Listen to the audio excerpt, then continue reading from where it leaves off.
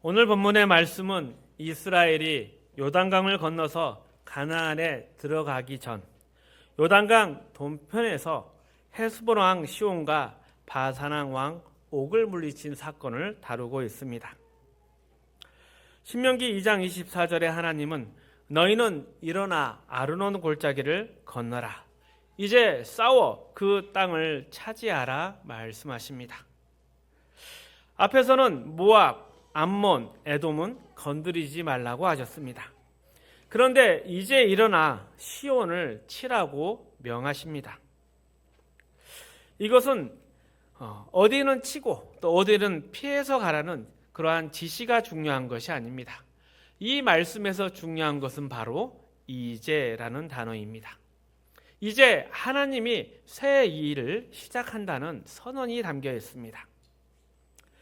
2장 25절을 보면 하나님은 오늘부터 내가 천하 만민이 너를 두려워하게 하리라 하십니다.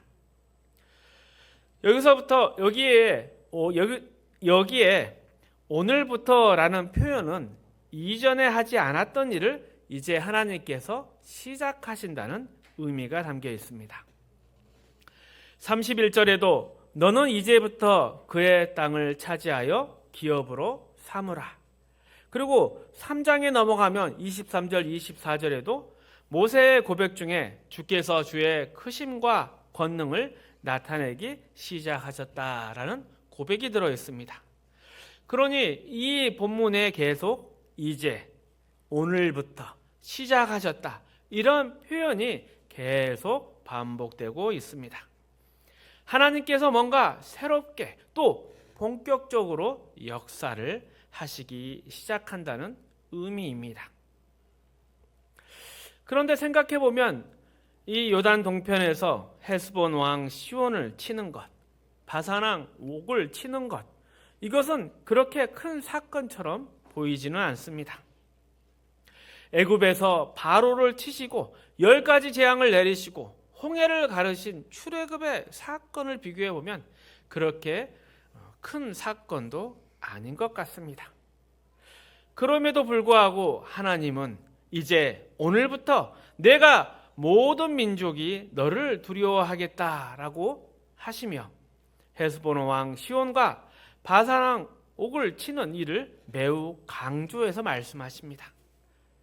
애굽에서 바로를 치신 사건과 따로 떼어내서 마치 처음 하시는 일처럼 크게 말씀하십니다. 왜 이렇게 하나님은 새 일, 또 새로운 시작을 강조하고 계실까요? 예전에는 하나님이 이스라엘 편에 서서 싸우신 일이 많습니다. 가장 대표적인 사건이 홍해를 건너는 사건이었죠. 13절, 14절에 보면 출애굽기 14장의 말씀에 이렇게 표현되어 있습니다.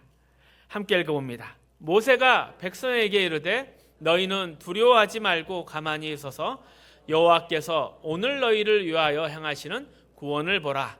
너희가 오늘 본 애굽 사람을 영원히 다시 보지 아니하리라. 여호와께서 너희를 위하여 싸우시리니 너희는 가만히 있을지니라. 이스라엘이 애굽을 나와서 이 홍해를 건널 때 이스라엘은 아무것도 하지 않았습니다. 하나님께서 홀로 싸우셨고 백성들은, 이스라엘은 그 구원을 보기만 했습니다. 어찌 보면 완전히 하나님의 전쟁이었습니다. 그런데 이제 헤스본 왕 시온과 바산 왕 옥을 치는 싸움은 달라졌습니다. 신명기 3장 2절 3절의 말씀 함께 읽어봅니다. 여호와께서 내게 이르시되 그를 두려워하지 말라. 내가 그와 그의 모든 백성과 그의 땅을 내 손에 넘겼으니 내가 헤스본에 거주하던 아모리 족속의 왕 시온에게 행한 것 같이 그에게도 행할 것이니라 하시고, 우리 하나님 여호와께서 바산 왕 옥과 그의 모든 백성을 우리 손에 넘기심에 우리가 그들을 쳐서 한 사람도 남기지 아니하였느니라. 여기서 중요한 점은 하나님은 여전히 이스라엘과 함께 하시고 역사하지만 이번에는 이스라엘의 손을 통해서 일하신다는 것입니다. 홍해를 건넌 사건에서는 하나님이 직접 싸우셨고 이스라엘 백성은 가만히 있었습니다. 하지만 이 시온과 옥을 칠 때는 하나님이 그들에게 넘겨주시고 이스라엘 백성 보고 직접 싸우라고 하셨습니다. 하나님이 싸우시되 이스라엘 백성도 함께 싸우게 하신 것입니다. 이러한 큰 차이점 때문에 성경은 이 일을 이제 오늘부터 전에 없던 새로운 일이라고 계속 강조하고 있는 것입니다. 왜 이스라엘 백성을 보고 직접 싸우라고 하셨을까요? 이것은 하나님의 능력이 약해져서가 아닙니다. 오히려 하나님이 백성을 싸우시고 백성을 사용하시고 단련하시는 새로운 방식이 시작된 것입니다. 하나님은 여전히 싸우시는 분이지만 이제 하나님의 백성이 하나님의 손과 발이 되어서 직접 움직이는 시대가 열린 것입니다. 이 차이가 왜 중요하냐면 이스라엘의 출애굽, 광야, 가나안 이 전체 사건은 우리 신앙의 영적 의미를 잘 보여주고 있기 때문입니다. 애굽을 벗어나는 일은 죄와 사망에서부터 구원받은 것을 보여줍니다. 하나님이 택하신 영혼이 죄에서 하나님의 백성으로 자녀로 태어나는 일에는 우리가 인간이 할 일이 전혀 없습니다. 하나님께서 온전히 홀로 하시는 일입니다. 마치 아이가 태어날 때 스스로 아무것도 할 수 없는 것과 똑같습니다. 하지만 그 아이가 자라고 성숙해지는 일은 다릅니다.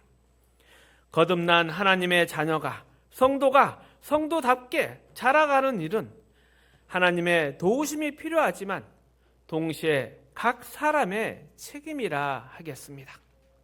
그러니 이제 구경만 하며 하나님 저 대신 싸워주세요 라고 할 수가 없습니다. 이 싸움은 거듭난 하나님의 자녀가 직접 해야 할 싸움입니다. 이런 의미에서 출애굽 사건은 세 단계로 나누어 볼 수 있습니다. 애굽을 나오는 것은 죄와 사망에서 벗어나는 구원을 뜻합니다. 저 가나안 땅은 장차 들어갈 영원한 천국을 가리킵니다. 그리고 그 애굽과 가나안의 사이, 그 광야의 길은 구원받은 후에 걸어가는 신앙 여정입니다. 애굽을 벗어나는 순간 이스라엘은 더 이상 노예가 아닙니다. 하지만 아직 저 영원한 안식 가운데는 도달하지 못했습니다. 그래서 하나님께서 그 길을 직접 인도해 주십니다. 구름 기둥, 불 기둥으로 길을 열어주시고 만나와 메추라기로 먹이시며 반석에서 물이 나서 마시게 합니다. 이것이 저와 여러분의 오늘의 영적 현실입니다. 그리고 이렇게 볼 때 젖과 꿀이 흐르는 가나안 땅은 훗날 들어갈 영원한 안식, 곧 천국과 영생의 상징입니다. 이러한 구분들은 우리의 수준, 우리의 구원에 관한 상징으로 출생하고 성장하여 완성되어 가는 단계를 가지고 나누어 본 것입니다. 하지만 우리의 신분에 대해서 나누어 보면 사람은 둘 중에 하나에 속합니다. 죄, 사망에 속했냐? 아니면 생명과 영원에 속했냐? 이렇게 보면 광야는 사라지고 애굽에 속했냐? 가나안에 속했냐? 양자 택일만 남아 있습니다. 이 말인즉 지금 이 과정 가운데 우리가 비록 연약하고 실패해도 우리는 이미 가나안에 속한 사람이라는 것을 더욱더 강조하게 되고 그것을 붙들라는 의미를 담고 있습니다. 그런데 우리의 싸움, 이 과정의 싸움은 신분을 두고 하는 싸움이 아닙니다. 우리는 이미 하나님의 자녀입니다. 이것은 결정된 운명입니다. 그래서 이 과정에서의 싸움, 우리에게 남은 싸움은 수준의 싸움입니다. 과연 하나님의 자녀다움을 갖추었는가? 성도답게 살기 위한 이러한 성화의 싸움입니다. 그리고 이 싸움은 밖에 있는 적이 아니라 바로 내 안에 있는 죄성과의 싸움임을 잊지 말아야 합니다. 가나안 땅은 장차 들어갈 천국을 가리키기도 하고 동시에 지금 내가 신분적으로 소속해 있는 곳을 가리키기도 합니다. 하지만 그 과정 가운데 이제 우리가 해야 할 것은 평안히 안식하는 것이 아니라 아직 전쟁이 남아 있습니다. 여호수아서가 그래서 전쟁 기록으로 가득 차 있는 것입니다.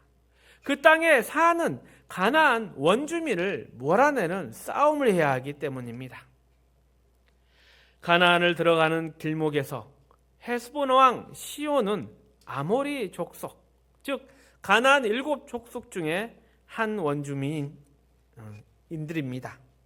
아직 가나안은 그 땅을 들어가기 위해서 요단강을 건너지 않았지만 그 아모리 족속의 땅을 빼앗아서 하나님은 르우벤, 갓, 므낫세 반지파에게 기업으로 나누어 주십니다. 이 땅은 저절로 주어지지가 않았습니다. 이스라엘이 반드시 직접 싸워서 차지해야 할 땅이었습니다. 여기서 우리가 확인할 수 있는 중요한 질문이 있습니다. 많은 성도들이 예수를 믿고 나서 적잖이 당황을 합니다.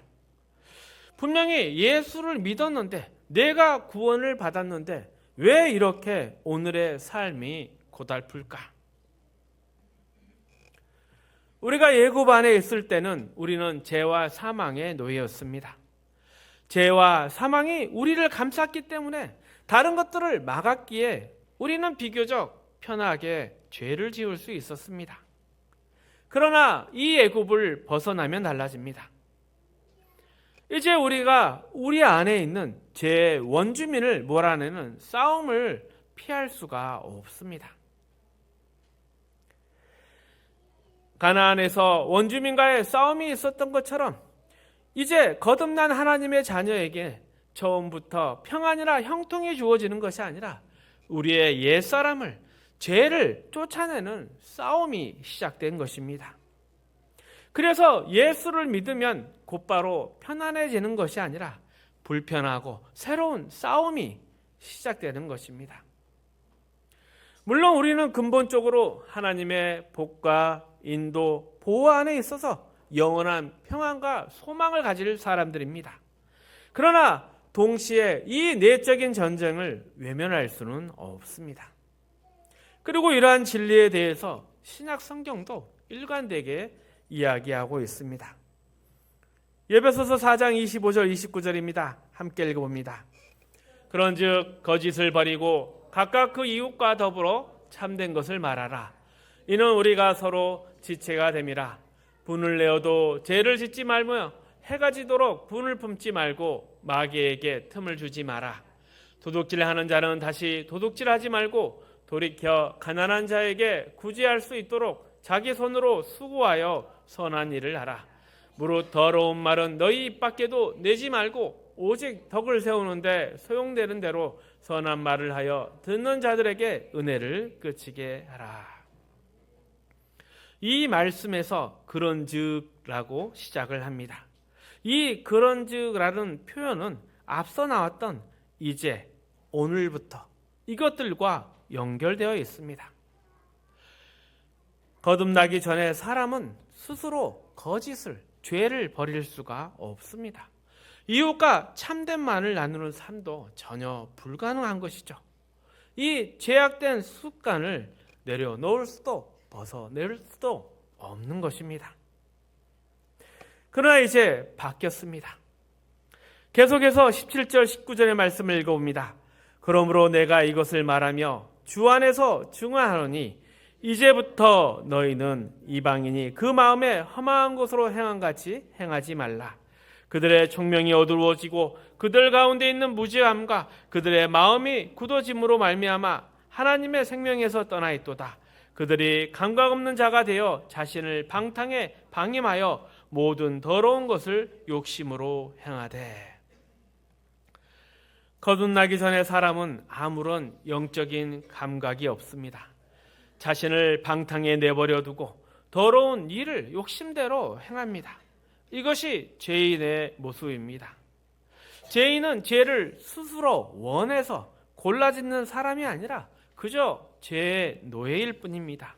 죄가 시키는 대로 살 수밖에 없습니다. 거룩하게 살까, 죄를 지을까, 이런 자유로운 선택이 있을 수가 없습니다. 죄의 명령에 굴복하며 살아가는 노예입니다.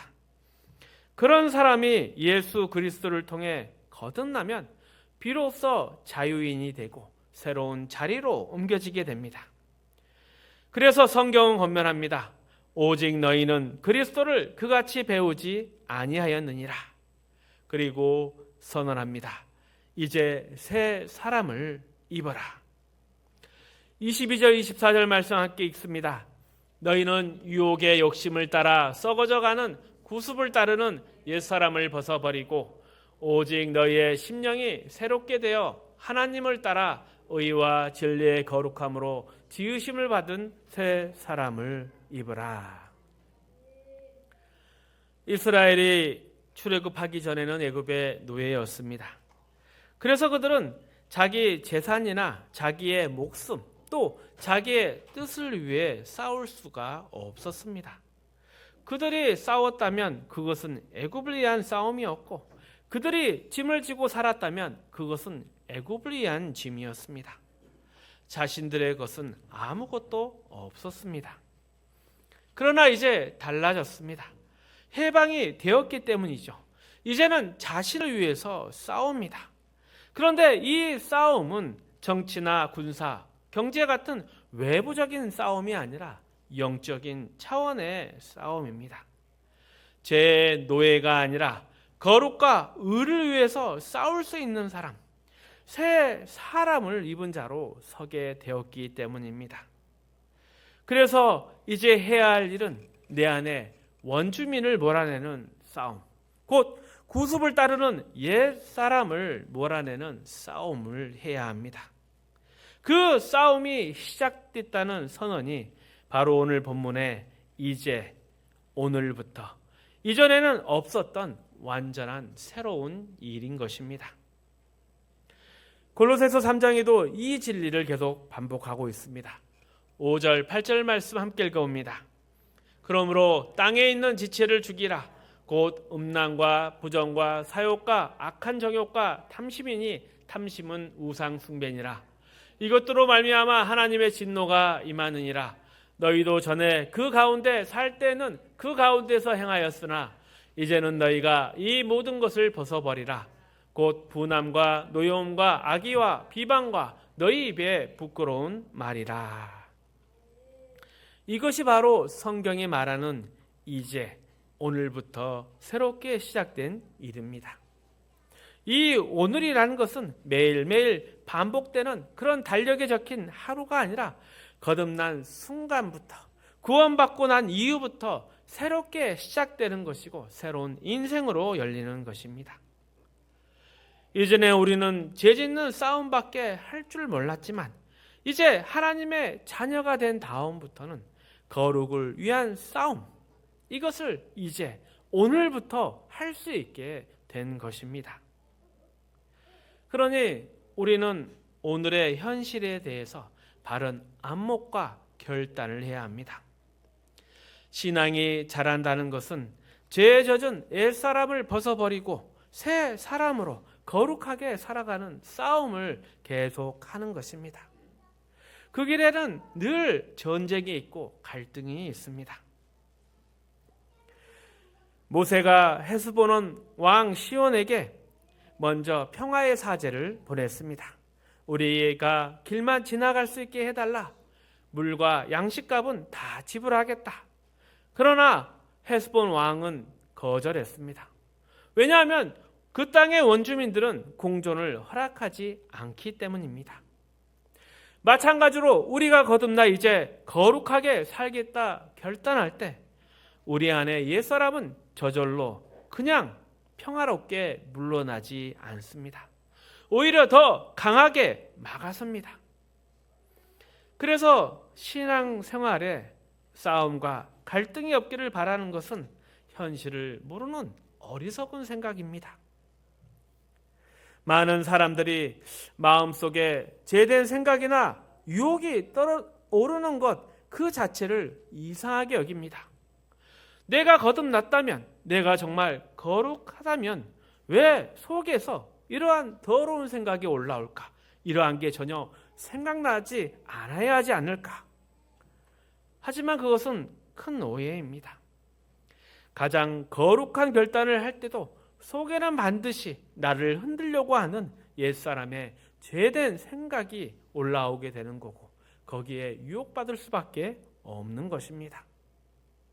하나님께서 구원하고자 하는 것은 바로 나 자신 그대로이기 때문입니다. 그리고 하나님이 그러한 나를 사랑하셔서 나에게 자유를 주시고 그 자유를 통한 사랑을 나누기를 원하시기 때문입니다. 내 안에서 나오는 것, 이것은 본래 그런 것입니다. 이 땅을 떠나기 전까지는 없어지지 않을 것입니다. 그것이 나의 또 한 가지의 모습입니다.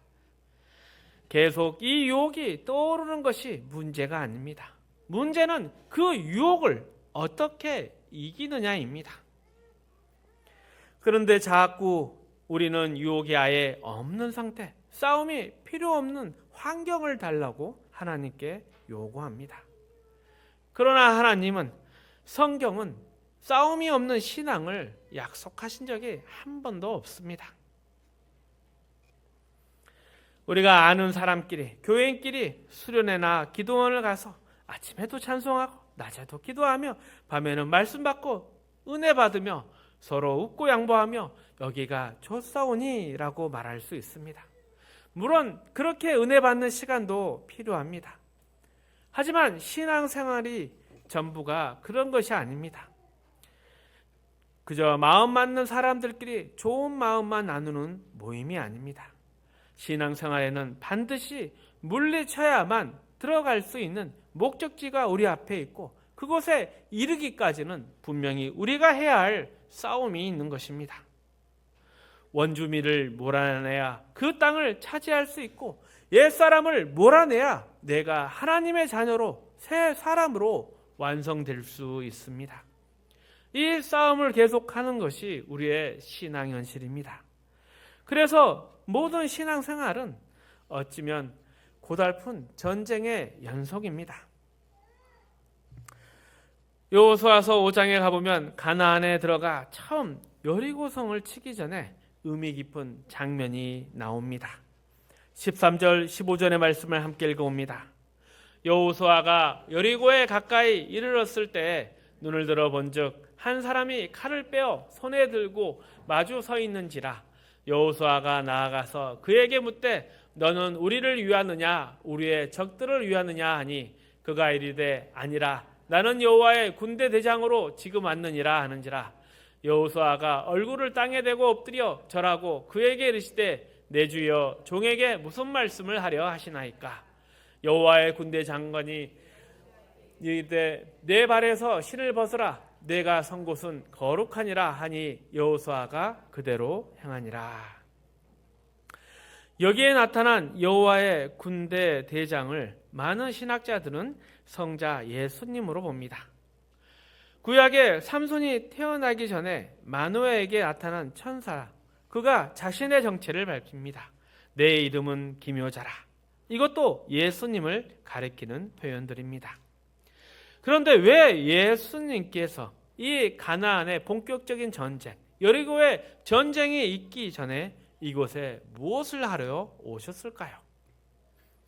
여호와의 군대 대장으로 오셨습니다. 곧 전쟁을 시작하러 오신 것입니다. 우리가 예수 믿으면 가정이 저절로 평안해지고 일이 술술 풀리고 근심 걱정 사라지고 모든 병이 낫고 그렇게 다 잘 되지는 않습니다. 예수를 믿는 순간 주님이 앞서 인도하시는 거룩한 전쟁이 시작됩니다. 그 전쟁에서 싸워야 할 적은 내 안에 남아있는 옛 성품, 또 죄를 쫓는 옛 사람입니다. 예수님이 이미 죄와 사망의 권세는 모두 깨뜨리셨습니다. 하지만 내 안에 남아있는 그 뿌리, 오래 젖어있던 습관과 성품을 벗는 싸움, 곧 원주민을 몰아내는 싸움은 우리의 평생에 쭉 계속되는 것입니다. 이 싸움에는 완전한 쉼이나 평안은 없습니다. 이 땅에서의 끝까지 이어지는 싸움입니다. 하지만 이 싸움을 피할 수는 없습니다. 이 싸움을 지나야만 우리는 하나님이 우리를 위해 예비하신 의와 거룩의 완성까지 나아갈 수 있기 때문입니다. 아무 준비 없이 예수 믿었다는 티켓만 들고 극장에 들어가듯이 천국에 가는 것이 아니기 때문입니다. 하나님 나라에서 부족함 없이 하나님의 자녀로 살 준비를 또 그 훈련을 이곳에서 해야 하는 것입니다. 이 땅의 짧은 인생 동안 영혼을 살아갈 준비를 하는 것, 그것이 우리에게 가치 있고 보람 있고 꼭 필요한 일들에게 하나님이 허락하신 것입니다. 아무 싸움 없이 불 가운데서 겨우 구원받는 삶에 대해서 사람들은 부끄러운 구원이라고 이야기를 합니다. 그럴 수 있습니다. 하지만 우리의 신앙에는 분명한 목적이 있어야 합니다. 하나님이 요구하시는 의와 거룩의 완성, 그리고 하나님과 함께 사는 나라에서 자녀답게 살아가는 그 준비를 해야 합니다. 그것을 위해서 어떤 대가와 희생이 따른다 하더라도 하나님의 뜻과 은혜, 또 긍휼과 사랑을 기억하며 우리는 기꺼이 반응하며 준비해야 합니다. 신앙이라는 것은 지금 이 세상에서 잘 살아보겠다고 주문을 외우는 것도 아니고 부적을 붙이는 것도 아닙니다. 신앙은 우리가 지금까지 살아보지 못한 놀라운 자유 가운데, 진리 가운데 살아가는 것이고, 이 세상에서는 볼 수 없는, 또 이 세상은 깜짝 놀랄 그런 삶을 살아가는 것입니다. 세상이 가질 수 없는 의와 거룩을 가지며, 또 세상은 절대 내어주지 않을 온유나 겸손, 인내로 살아가는 삶, 그러면서도 나눌 수 있는 생명과 진리를 풍성하게 누리는 삶, 이것이 바로 자녀의 삶이며 우리의 삶입니다. 예수를 믿지 않으면 아무도 흉내낼 수 없는 삶, 우리가 믿었기에 책임지는 삶, 그러기에 우리의 영광이 되는 삶, 이러한 귀한 삶을 놓치지 말고 끝까지 승리할 수 있는 저와 여러분 되시기를 축복합니다. 말씀을 정리하겠습니다. 출애굽 때 홍해 앞에서는 하나님이 홀로 싸우셨고 이스라엘은 가만히 그 구원을 지켜보았습니다. 그러나 이제 가나안을 앞두고 시온과 옥을 칠 때는 하나님이 넘겨주시고 이스라엘 백성이 직접 싸워야 했습니다. 이것이 새로운 시대의 시작입니다. 구원은 하나님이 시작하시지만 성화의 싸움은 우리가 해야 합니다. 가나안은 평화의 땅이 아니라 전쟁의 땅입니다. 원주민을 몰아내야 그 땅을 차지하듯이 우리 안에 옛사람을 몰아내야 우리의 새사람이 완성되어 갑니다. 그래서 예수를 믿으면 편안함이기보다는 거룩한 싸움이 시작됩니다. 그리고 이 싸움을 지나 우리는 의와 거룩의 완성으로 나아갑니다. 하나님이 이끄시는 이 삶, 세상이 줄 수 없고 흉내낼 수 없는 이 의와 거룩의 삶을 살아내는 저와 여러분 되시기를 축복합니다.